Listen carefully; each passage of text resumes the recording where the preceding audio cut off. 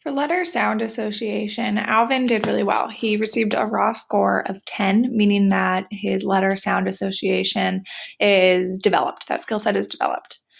For word reading, Alvin also did really well. He got 6 out of 6. That was his raw score, meaning he's also developed in word reading.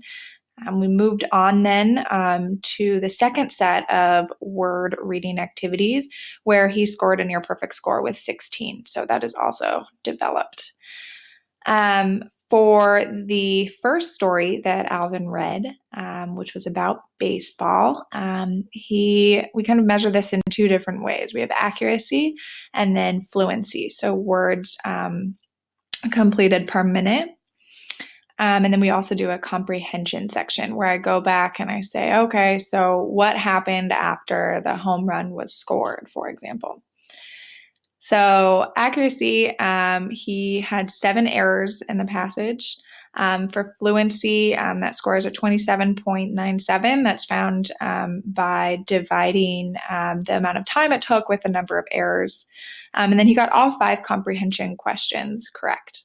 Just to give you an idea of what is expected by grade 1, the goal is to have 60 words completed per minute by the end of grade 1. So not quite there yet, but his comprehension is developed. For the second story, didn't do as well. Alvin made 21 errors and had a 14.82 fluency rate. He did get all 5 comprehension questions correct, however. So the same as the first story, the goal is 60 words completed per minute by the end of grade 1, but his comprehension is developed. So let's move on to our final survey or test here, the Elementary Reading Attitude Survey.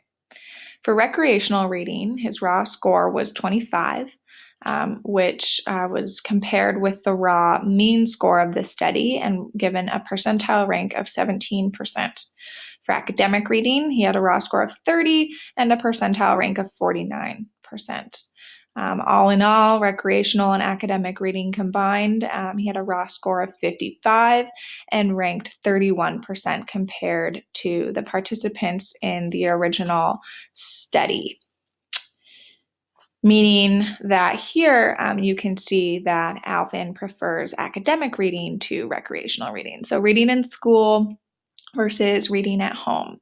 To figure this out, there are a series of questions that one must complete in order to complete the Elementary Reading Attitude Survey. And they're questions like, how do you feel about reading on a rainy day? And then the student must point to pictures of Garfield looking sad, increasingly less sad, increasingly happier, to happy. And that is how we come to these scores here. So let's move on to the summary of results for Alvin. So on the DIBELS, we saw that Alvin has established phoneme segmentation, oral reading, and nonsense word reading skills. He's doing pretty well in this area. The most common error that I saw for Alvin was that he confused his long and short vowels. Perhaps he's working on these in class right now, so he just needs a little bit more practice figuring out the difference between long and short. So oo or is one example. The other thing that I noticed with Alvin is that he confused letters like J and G and B and D. He was able to move really rapidly through these DIBELS tests. He probably remembered having taken these tests earlier in the year and applied strong decoding skills and persisted when he couldn't figure out a word. So, for example, you can see here in the picture the word Feb right in the middle. And at first he said fed, but he knew that was wrong, so he went back and he sounded the word out again and he said Feb. So overall, he did really well on the DIBELS assessment. One thing to note is that for the oral reading passages, you're supposed to, as an administrator, deliver 3 different reading passages and then find the average score.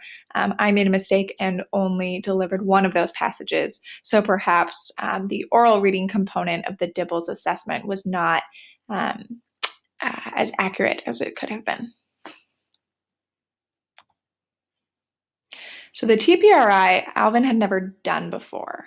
So this did take him some more time, but he applied a lot of the same skills that he did in DIBELS, that persistence, that going back and correcting himself if he needed to. He would sound out words if he was stuck. He applied that same level of diligence to the TPRI that he did in the DIBELS assessment.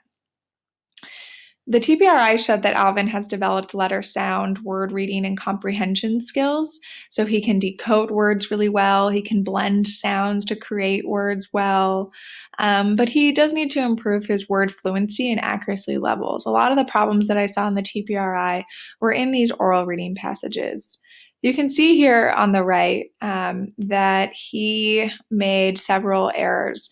As you can see in the word misses, he added a letter D for missed. For the word super down at the end, he called it supper. So that's that mixing up the long and the short vowels. He also would sometimes blur past words really quickly. So right at the beginning, he said Pam said so happy versus Pam is so happy. He was a little tired by the end here when he was doing these reading passages. So I do wonder if that had something to do with the omitting of letters or the adding of words. But this is something that was kind of gathered from this TPRI, was that he needs a little bit of help on his oral reading fluency and accuracy. For the elementary reading attitude survey, this was the very last test that was distributed or administered, and it was pretty obvious that he was a little tired. He started to roll his eyes by the end. A lot of the questions can start to sound the same, so that is important to note. But ultimately, we found that Alvin prefers academic reading, so reading in school. I was a little confused by this result because he seemed to give some contradictory answers. For example, he doesn't like reading during free time or on vacation, but he does enjoy reading instead of playing, and he does enjoy reading for fun at home. One thing to note that I was a little surprised by is he's fine taking reading tests and completing worksheets. I hope that wasn't because he didn't want to offend me as I was giving him a reading test, but that is something to note. He was fine with some of these worksheets and reading tests, but sometimes, he didn't like, reading during his free time or on vacation is what he indicated. I just wanted to add a few additional observations from my assessments with Alvin. I do want to point out again that he has really strong decoding skills. He would look at a passage and he would sound out the word and then say the word, and really applied a lot of the skills he's probably learning in class. With the baseball story in particular, he used context to monitor reading. So he would read a sentence, say one of those words incorrectly, understand the full meaning of the sentence, apply it to the context of a baseball game, for example, and then go back and correct the word that he had mistakenly used. Another thing to note was that during those oral reading passages on the TPRI, he had strong comprehension abilities. So when I asked him a question, he would either recall immediately or he would go back to the passage, find the spot where the answer was, and give me the answer. So he had a strong sense of how to refer back to the text to retrieve answers. Another thing I wanted to point out was that he had strong prosody during his oral reading. So when he read about baseball and someone said home run, he would go, home run. So he knew how to apply emotion during reading, which is an advanced skill. So lastly, I'd like to move into some recommendations for Alvin based on the tests that I administered. I would start off with some systematic phonics instruction with emphasis on letter sound association. So specifically, he needs to work on those long and short vowels, and he also needs some help differentiating between G and J, B and D. In that vein, he could also benefit from some vocabulary and spelling lessons targeted at those key letters, the J and G and the B and D. He seems to have the rest of his letters down pretty well, but could use some help differentiating between those two that can be commonly mistaken. I would also say, due to the fatigue that was displayed during the oral reading practices and the level of errors that were